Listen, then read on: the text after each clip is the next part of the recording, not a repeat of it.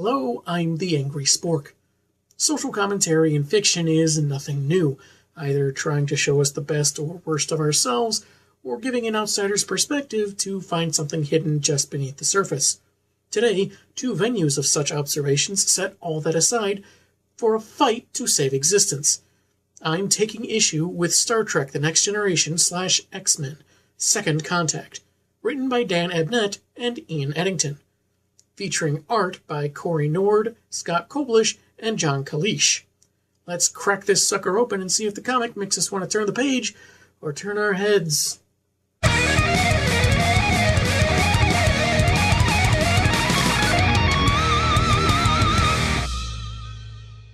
The cover, featuring some Enterprise crew and some of our merry mutants, folds out to a picture of the Federation crest over the iconic X. Inside is a recap of the events of the movie First Contact, which this story proceeds by a full minute, sandwiched between brief synopses of the characters featured within. We start off with a splash page of the Enterprise bridge as Picard's log narrates their recent successes, losses, and current attempt to return to their own time. If you need to know why Data looks like that but don't want to go to the trouble of watching First Contact to find out, let's just say there's a reason the show Borg Eye for the Android Guy never was picked up for a series. Unfortunately, because of damage explained in Trek's classic technobabble, they actually ended up traveling backwards in time about 5.5 decades. In conference, the senior staff states they're masked from electronic detection, but not visual, so anyone with a conveniently aimed telescope could spot them. Worse, they need a replacement part for a fused processing core, and despite being more primitive than when humanity attained warp speed, they detect Shi'ar derivative tech in 2 locations in North America. Now that they've established the Shi'ar are apparently well known to the Federation in their timeline, did they ever think to enlist any of the aliens that shoot lasers from their fingertips as part of each ship's security crew? That'd certainly make for a lot of spare phasers to go around. Deanna Troi considers the tech fair game, being on pre-contact Earth, and also something they need. Funny coming from the ever-empathetic empath who doesn't know what the tech is being used for. For all they know, it's supplying power to a puppy orphanage. But to reduce the jeopardy their presence poses, Picard orders 1 away team per location, appropriately disguised. Data adds that the time period, this being the late 90s, is extremely dangerous and unpredictable. I'm sorry. I just find that funny as someone living in 2018. Dr. Crusher and Commanders Riker and Worf arrive outside the Baxter building, the Klingon not digging his jeans. Riker pokes some fun before Beverly calls the boys attention. Boys? A reference is made to the eugenics war and how it doesn't seem to be happening about now, before Beverly points out the Thunderbolts, who in the Marvel Universe were villains disguised as heroes for reasons I forget, posing in front of a gradient background for some reason. When they tell Picard, he orders them back to the ship to await the other team's report. We go to the Xavier School, where a handful of X-Men are gathered for some downtime. Banshee and Wolverine have a back and forth until Kitty tells the boys to play nice or not at all. Boys! Oh, no joke. That's just genuinely funny right there. Unlike his one-time protege, Logan cares more about the future than the past. In particular, the next beer he's leaving to find. Of course, Storm remarks on the uncertain and treacherous nature of the future as Geordi, Troi, and Data skulk just outside the room, closing in on an energy anomaly. They find a technologically advanced room they probably wouldn't have expected, which I doubt is the danger room, unless the artists were told to just go nuts in their interpretation. Troi senses something. Literally, that's pretty much all she says. Something. Way to dispel all those criticisms from the people who say you're useless, Deanna. LaForge finds the source of the energy signal, only for Wolverine to find him, popping a claw on either side of his head and threatening him with the middle. Data's having none of that and tosses him across the room. Funny, though, since we see one of the 2 claws he has out is the middle one. So maybe he switched one out mid-flight? On the following splash page, Colossus doesn't like the android's version of the fastball special and throws Data a rock when he throws paper, which may not beat it, but certainly negates, as he just slides across the room. Troy calls time out, and it doesn't take much to confess they're crew members of a starship. Prime Directive? What's that? Fortunately, the X-Men have experience with Kirk's crew, so it's not so outlandish, as everyone got a chance to change into their action duds for a 2-page meet and greet. And no, I'm not making any Patrick Stewart jokes, since Linkara probably did all that when he reviewed this. Logan and Aurora recall their previous encounters with the Federation explorers, while Picard and Riker explain their current troubles. And some of these speech bubbles look awkwardly placed. It seems as if Kurt is talking to Picard, but the tail is really close to Piotr, and almost pointing to Jean-Luc. Then his dialogue is right above Riker, whose dialogue is above Beverly. It's kind of distracting. It taunts me! But more pressing is the Enterprise's arrival giving the space-time continuum some serious nausea, which means they're not just in another time, they're in another reality. And one Kirk's been to. First the anomaly that made us space drunk, and now this. I can just hear him taunt, "Stop copying me!" from beyond the grave. After Worf and Logan share their shared distaste for cross-dimensional wackiness, that something Troy sensed earlier is back, stronger than before, and thus we have the arrival of Kang the Conqueror. The splash page can barely contain him! His reputation preceding him, Storm demands to know what he's doing there, and as Picard suspected, it's not a coincidence to their own problems. The Enterprise's arrival done broke the transdimensional barriers, causing anomalies in both realities. If left unchecked, everything in all dimensions is doomed to oblivion. And I wonder, is it also what's giving Storm cat eyes? Well, while Kang monitors the temporal decay, he tosses some fancy smartwatches that are pre-programmed with the coordinates to the 2 most significant anomalies whose repair will restore the continuum. His link cuts out as he pleads for their assistance, and both teams have little choice but to act, should he be telling the truth. The bigger question isn't if Kang is lying. It's how long before Riker tries making out with Storm. On another splash page of the Enterprise in orbit, Riker's personal log notes bringing the X-Men on board.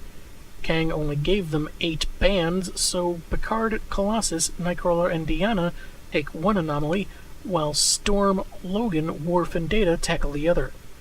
Kitty, Angel, and Banshee are on backup on the bridge with Riker and Crusher. They activate the chronal compasses, and Picard's team is dropped in X-Men's decayed future of 2013. Next is that hit from the spring of 2013. Giant robots devastated the world, superheroes were all but extinct, mutants were relegated to torture camps, and everyone's toes were a tap into radioactive by imagined dragons. If they hadn't eaten their toes to stay alive. They encounter some human survivors that seem to only like mutants at 350 degrees for 20 minutes a pound. They fight with phasers, fists, and feet, Piotr and Kurt seeming to enjoy it to Troy's surprise. After Picard decks a guy that attempted to sneak up on him, the attackers run off, but more because of the giant murder bots in the sky. On another splash page. Storm's team arrives on a Miranda-class starship on red alert, probably because of those Borg there, so Wolvie pops his claws. Impressive. Thanks. You gotta wonder if Worf is wishing he had weapons he could hide inside his body. Maybe he'll suggest it to Gowron, leader of the Klingon High Council, on his next trip to Kronos. Wondering why Wolverine's claws look so funny? It's because a few years before this comic, Magneto ripped the adamantium from his body. But sometime after this story, he gets new adamantium bonded to his bones. Comics are funny like that. On another splash page, Data has confirmed that they've traveled to the Battle of Wolf 359, where the Federation stood defiant against the Borg's attack. We are Borg. We will add your biological and technological distinctiveness to our own. Resistance is futile. Still better than a half-brained reboot by a comic book company. Run by morons. The X-Men handily deal with the cyborgs, though are warned by the Enterprise crewmen not to underestimate them. It does kind of make you wonder, what would it be like for Wolverine if a Borg tried to assimilate him? It probably wouldn't succeed since at this point in his life his healing factor is ramped up due to not constantly fighting adamantium poisoning, but I'd imagine it wouldn't be fun. Data notes no record ever showed the Borg boarding any Starfleet vessel during the battle, but when one Borg says they plan to assimilate the mutant Storm, she figures out they detected her and Wolverine, thus changing the timeline. She shows what happens when Borg are struck by lightning, and they set out to find the anomaly before their enemy reappears, but with countermeasure for their powers. Seriously, why does Storm have cat eyes? Back in post-atomic New York, where 21st century robotics assault 24th century flesh and blood. But can they share a penthouse without driving each other insane? This fall on CBS, it's... never mind. Show was... let's go with canceled. Deanna's phaser blast catches the Sentinel's attention, with the machine stating she'll be taken for vivisection, meaning they plan to cut her open for study while she's still alive because she's apparently a genetic anomaly, being half human, half Betazed and all. But Picard takes it out with a headshot. No one vivisects my crew members. A fine sentiment, Captain. It's also on page 32 of the Starfleet Captain's Rulebook, so... Their mutant compatriots take out 2 more Sentinels, and they're about to be on the move again. But Troy remarks that, while unable to clarify, she's sensing there's something terribly wrong.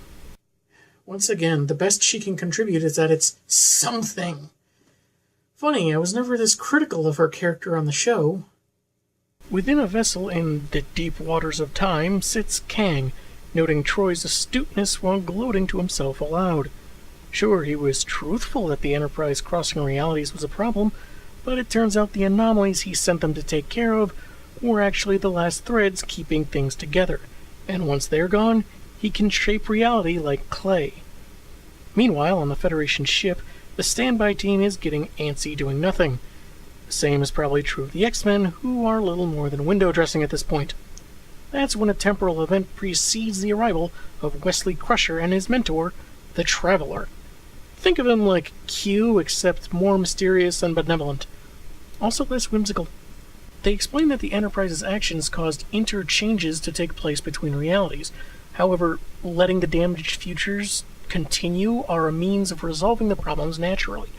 Interference would end up giving Kang the chance to control the time stream. The Traveler will navigate the ship to Kang's location, while Kitty goes with Wes to warn the away teams, since he can shimmy through the continuum too. Bridge to all decks. Battle stations. This is not a drill. Weapons and defense systems to operational max. Prepare to go to...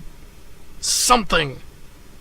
Banshee and Angel remark on Kitty growing up while she departs, because they had to contribute something to this book, and right now, the guys that can fly and one with a sonic scream attack are making Troy look useful. So the Traveler begins the time-space transference. Ludicrous speed! Go! At Wolf 359, Commander Sisko, whom you may remember from Deep Space Nine, is arranging the evacuation while going nowhere himself without his wife and son. The lieutenant he speaks to is recognized by Storm as the fallen fellow X-Man John Proudstar, founding member of their particular X-team. They figure he's the anomaly, but before they do anything, they're interrupted by Wesley and Kitty, the latter of whom embraces Wolverine rather oddly. Their relationship was always more mentor and student, or uncle and niece, like with Jubilee. Seeing her run up to him like that just looks... wrong. As Wes tries to keep his face from drooping further, they quickly explain how Kang duped them, when John sacrifices himself to save Sisko from... something. It's not really made clear what kills this version of Proudstar. There are no enemies on board, and if it was a control panel overloading or something, how did he expect it in time to act as a human shield? Unpleasant though it may be to see John die a second time, he saved Sisko to later encounter a race of beings with a unique temporal relationship, whom Data reasons naturally pose a threat to Kang. Wesley and Pride are off to find the other team, and before returning to the Enterprise, Worf muses how the youngest of them have become the bravest. Bro, he's stealing all my lines. You know, I freely admit I find that funny, even though I'm not sure what lines he's talking about. Did he steal impressive, or don't let them touch you or you become one of them? Qapla', maybe? And let's face it, Wooey, the son of Moog is a bit more eloquent than you. If anything, he's giving your lines a nice polish. However, this does not go unseen by Kang, who's unpleasantly surprised by this boy, which I figure has got to be a reference to the earlier seasons of TNG, when the boy is what a bunch of characters would call Wesley. The Enterprise arrives on the offensive, so the villain begins launching a formidable arsenal back at the ship. The Traveler says he can transport to Kang's vessel to disable his defenses, but he'll need help handling the likely presence of security devices. Just as it seems Riker, Sean, and Warren will get to smash stuff, we go back to post-atomic New York, where Picard aims a phaser at Tasha Yar, who died under Jean-Luc's command, but now stands as an anomaly guarding an adult Shadowcat, whose mind, Kurt mentions, is traveling in time to avert the current devastation. In short, see the comic story Days of Future Past. It's like the movie, except not so Wolverine-centric, if you can believe it. Troy detects psi potential in the woman, meaning she's not their Tasha, and while Picard hesitates, Wes and Kitty catch up to stop them. An explosion takes out not Tasha, and we see the cause of it to be Borg commandeering Sentinels. While the team fends off the fused menace, Yar urges them to help Kate for the good of all man and mutant kind. Of course, she looks more bored than she is weakened and injured. Help save the future from unforgiving devastation. Or don't, I don't care. Deanna thinks she can use her empathic powers to restore the psychic link between Tasha and Kate.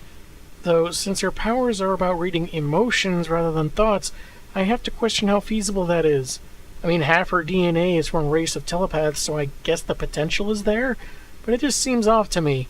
Then again, maybe completing this psychic circuit would require just any kind of psionic ability at all. While Kitty tricks one Borg Sentinel into taking out another and then explains to it how she's taking it out, she sees the moment she's previously only heard about, her older self's mind making it into the past, and it seems to be fairly stressful for her. So they head back to the Enterprise. On board Kang's ship, Riker fights off drones alongside Banshee and what the something? Why does Cassidy's sonic scream look like that? Did he get a blood transfusion from Cyclops and now fires energy from his tonsils? You couldn't work in some kind of seismic effect we've seen before from characters with this very power? Anyway, the Traveler finishes his sabotage and they return to the Enterprise, which has 4 minutes before their shields fail. When the Traveler informs him of Kang's temporal resonator, meaning he's still trying to amplify the damage to reality, Picard gives the proper English gentleman's equivalent of "I'll resonate you!" and has Geordi fire quantum torpedoes and full phasers. Kang is surprised by the damage she sustained, which includes the resonator powered by a white dwarf star that collapses in on itself and takes the ship with it. Being comics, I'm betting Kang survived somehow. Afterward, the children of the Atom help repair the Enterprise. Kitty kisses Wesley goodbye as he and the Traveler leave to oversee fixing reality, because Wes and Kitty are roughly the same age, so of course she has to kiss him. And the two teams bid each other goodbye. Stogie? Get it? Because even if that interdimensional souvenir is benign enough to not cause any damage between realities, Wolvie might be reintroducing lung disease to the 24th century. Comic concludes with the X-Men enjoying an exceedingly brief respite before a blinding flash of light engulfs them, a prelude to them again encountering Picard's crew in the novel Planet X, which I never read, but I think we can assume they made it out okay. We then get a 3-page whimsical account of making the story happen by editor Tim Tuohy, an unused ad piece of Wolverine and Worf charging into battle, an image of the two teams on a cliffside, apparently the cover of Marvel Vision number 26, whatever that is, and finally the back cover is Logan's claws clashing against a bat'leth.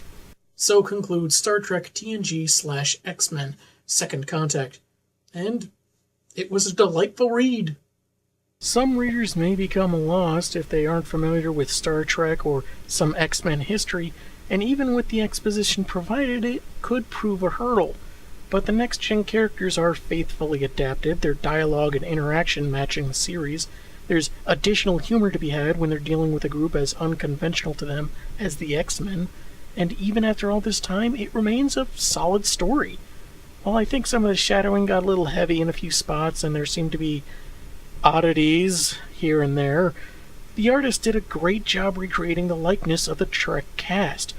This story did have a lot of splash pages, something which drew a lot of criticism from me when I reviewed Batman Eternal. And while they could have used a couple fewer, the pages were still visually interesting and didn't feel like writers just padding out with filler to an already over-bloated story. Picard and Nightcrawler in a post-apocalyptic landscape running from Sentinels seems more deserving of a full-page spread than Batman standing in front of what looks like a bad magic eye painting. Though it seems Warren Worthington III had no real purpose in the story. He just stands around the mansion, then stands around the Enterprise, occasionally contributing some dialogue, and when a panel teases he might join the fight against Kang, he's nowhere to be found. What was the point of having him around at all? So Wesley can make a crack about bridge officers not having wings? I mean, I can forgive a character explaining their actions, defeating their enemies as they're doing it, but completely wasting the inclusion of a character? That's a bit more of a problem for me. But hey, Angel's rich, so I guess he can afford to be superfluous. It's also one of those reality-warping stories that, in Star Trek, always made me a little curious about the reactions from the lesser-observed, lower-tier crew of the Enterprise. Whew! We just stopped the Borg from altering history. Are we back in our own time yet?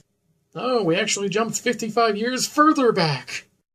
What's with the metal bodybuilder, the blue guy with the tail, and the woman shooting lightning from her fingers? Oh yeah, it turns out we also traveled to an alternate reality where some people have superpowers. But we're going back home now, right? Well, apparently by coming here, we accidentally damaged the dimensions. So, some of us have to go kill some anomalies that spilled from one dimension into the other. You, need a moment? It's my first month of the job! Yeah, I need a moment! Historically, both X-Men and Star Trek are properties known for their incorporation of entertaining stories with appropriate commentary on real life. However, this was first and foremost an action story, which is fine, especially since Tuohy mentioned that the follow-up novel was more thought-provoking, but I'll have to take his word for it, I guess. Though it might have made for some good, quiet moments in this story if we saw how people from what is essentially a utopian future, Data especially, react to how mutants are treated in their own era. And maybe explaining how different cultures cooperate in the Federation would add to the X-Men's hope of a brighter future. Granted, the history that the story delves into can be daunting to the unfamiliar, and even make the likes of the Traveler and Wesley seem like a convenient deus ex machina, though it still has some fun moments between the different casts of characters, and if you happen to be a fan of both Star Trek and X-Men, there's even more fun to be had. I'm the Angry Spork, and man, have I got issues.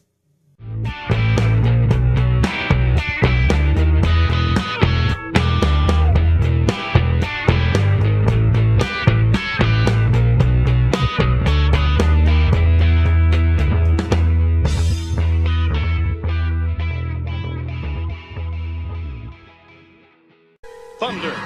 Thunder! Thunder! Thundercats!